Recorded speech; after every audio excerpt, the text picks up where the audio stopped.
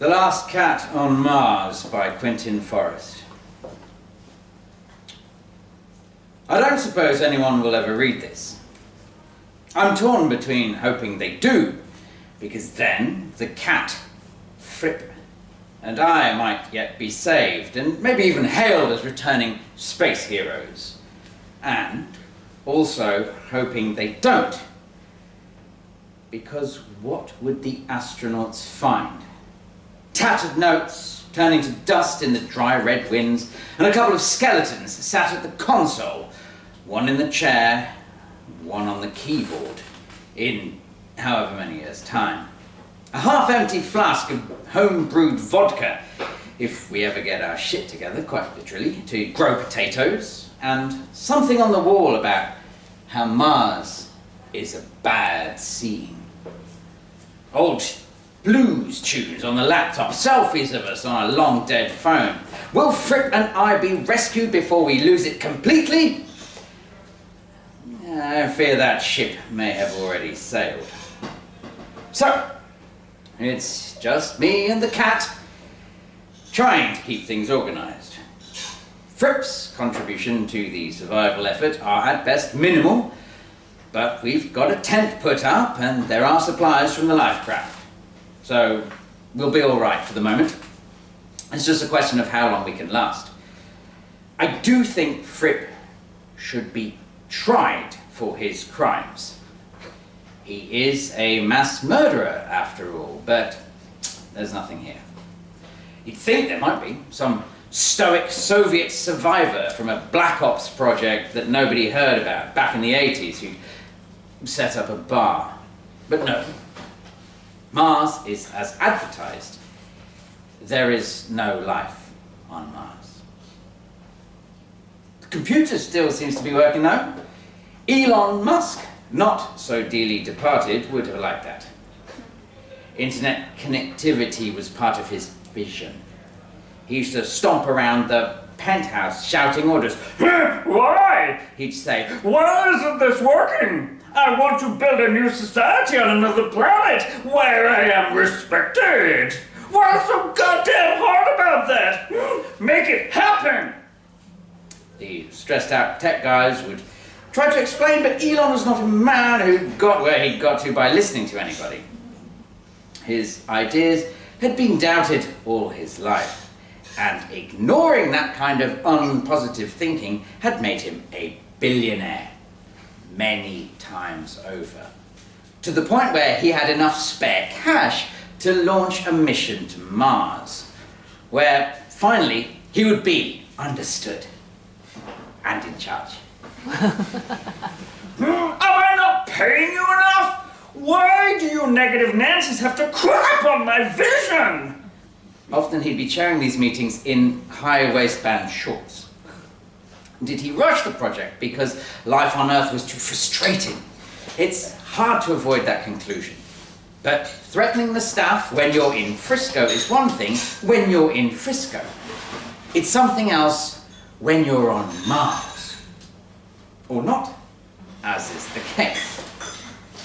Late at night, gazing out at the endless dead sky, drinking a cocktail of what's left of the booze and the only other liquid source on the planet, it's not pretty. I imagine him attempting to argue his way out of this.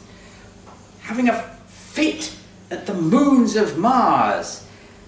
And the moons of Mars just looking back. There were 6 of us to begin with, or 7 if we're including Fripp, which really we should.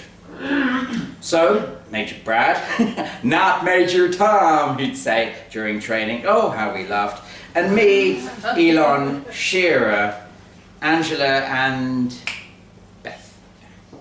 None of these characters need concern us now, they're all dead.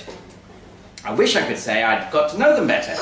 Shearer, Angela, and Beth had not been selected by Elon entirely because of their qualifications in astrophysics. But what with the meds and everything, it didn't quite happen. You could question the wisdom of drugging 6 strangers and a cat and sending them off to space. But who knew? Nothing like this had been tried before. Presumably, it won't be attempted again for at least a few decades. I mean, I hope it will, but after what happened, I'd be surprised. Certainly, if potential investors have seen the footage, there won't be another cat on the flight. You start off with the idea that you'll boldly go... I've been in the Middle East as a jet fighter pilot and flown a few operations that were officially surgical strikes. But then the plane had got winged, there'd been a nasty crash landing. It'd taken me a while to get back to the base. There may have been some casualties along the way. Not all of them military. Recovering in the hospital, I wasn't feeling too great about all that. There might have been villages where there were problems, shall we say. So, where could I seek absolution? Outer space? Outer space? Yes. The training is fairly simple to begin with. No pussy, no beer, get used to it.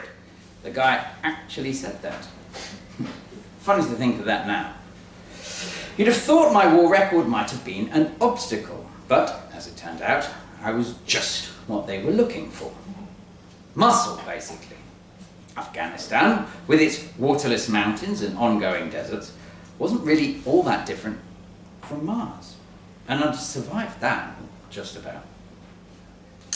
So there was the anti-grav training and so on. The only aspect I found a bit tricky was the meetings with corporate. Was I psychologically stable enough? No way! Even I knew that. But it's surprising how much you can get away with if you just stand there looking flinty-eyed and resolute. They don't know. They can't tell. You'd think they'd be able to, but apparently not. And they don't really know about cats either. And so off to space we went. Where the mission ultimately failed, I think, was when Elon's PR department decided it would be a good idea if a pet was included. Something to keep the viewer interested while the rest of us were in suspended animation. Fair enough, but also not. A dog was debated, a rover on Mars. But that was nixed as potentially too downbeat. A golden retriever mysteriously vanishing from the live feed might have cast a dark shadow over the mission. But a cat? Doable. They do have a habit of wandering off. So how do you interview a cat for life on Mars? You're looking for a certain robustness, a verve, a chutzpah. The idea was that the cat would float about the ship for various scientific but also PR reasons while the rest of us were out cold. 6 people asleep on and off for months wouldn't have been that entertaining, but if a cat was allowed to roam around the craft, the mission might develop an online fan base, was the thinking. Hashtag cats of Instagram would have nothing on us. Launching a rocket isn't cheap. So if you can monetize the project, great. You're trying to generate as much interest, buzz, and ad revenue as possible. The last thing you want is for anyone on Earth to forget about the trip. So what Team Musk was after was a cat with a vibe. An abundance of candidates went by the panel. You might be surprised how many people want to send their cats off onto another planet. Or you might not be. Fripp, however, stood out from the crowd. It was as if he'd prepared himself for life on Mars. Elon had his suspicions. This cat seems to have a negative energy. He wasn't wrong about that. But I argued for Fripp. During the training, we had sort of bonded. Was I drawn to the madness in his eyes? Or was he just friendly? Whatever, no one else cared which cat they were leaving Earth with. They should have done, but they didn't. And seeing as I was the dangerous guy, my opinions carried a certain weight. The journey to Mars takes 3 months, but it passes. You're zonked out for most of the time. I'd see Fripp every now and again, briefly awake after 4 weeks. But I had no idea what he was up to. And if I had, I might have told Elon there was a traitor on board. Or I might have not. I kind of wish I had, though. Basically, Fripp got into everything. To begin with, it was perhaps okay. He must have looked charming on the website, striding about like a young Marlon Brando, while the rest of us were comatose, occasionally clawing at the capsules, especially mine, and feeling himself from the biopods. But then, he'd worked out how to undermine the supply system. And after that, he may have overdone the rations a bit. What had been designed as a 4 meals a day diet quickly escalated. 2 months into the flight, he was sauntering around like an older Marlon Brando, having somehow contrived to gain weight in space, which must be a first. And then, out of food, he'd begun to indulge his curiosity. Now, you might not know this if you haven't spent time with him, but cats, or some cats anyway, have this thing about plastic. On Earth, it's just supermarket bags you have to worry about, but in space, it's more of an existential threat. He'd become obsessed with the synthetics covering the wiring, and no area of the ship was off limits. As a result, when we were approaching ground zero, not very much still seemed to work. So there we all were, freshly woken on Mars landing day. This was it. A new world, not like the old one, was about to begin. Champagne was opened. Fripp, however, instead of having a glass of fizz with the rest of us, raced down the corridor as if he'd sensed that something was about to happen. Very shortly afterwards, the ship went into meltdown. A distressed computer voice came over the intercom. "Malfunction," said the Howl-like presence. "Stress pills. Stress pills." But it turned out that Fripp had already found those and hoovered them up. "Holy smokes," said Elon. "What the Jiminy Cricket?"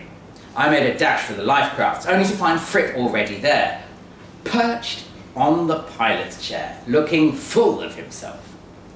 And most of the rations, and all of the drugs. "Fripp," I cried, "what have you done?" 6 lives and billions of dollars, along with the future of space exploration? I thought about Alien and how that ended. The cat as essentially a lethal force. We all bolted for the life crafts, but with the exception of one, none of them will function. The rest of the crew made their panicked farewells. Life on Mars without the mothership wasn't going to be viable, they realized. But as the ladies reached out for a last hug, and Elon tried to get on that too, the ladies looked fetching in their Elon-designed spacesuits. There wasn't time to give Fripp a talking to. So, looking back at the tragedy unfolding over my shoulder and kicking Fripp off the chair, I pressed the switch for escape velocity and hoped for the best. Blasting down to the planet below while the ship exploded, a fireball consuming Elon and the others. It's hard to tell, but was Fripp proud of this orgy of destruction? I have asked him, but Sphinx-like, he either isn't saying anything or he just doesn't know. And now here we are, in a tent. Maybe we'll work out a way of living here. Forge a new destiny in the vastness of space. I'm not sure. I don't really have anyone else to talk to, and Fripp is not the most conversational man Friday. I may have already gone totally insane.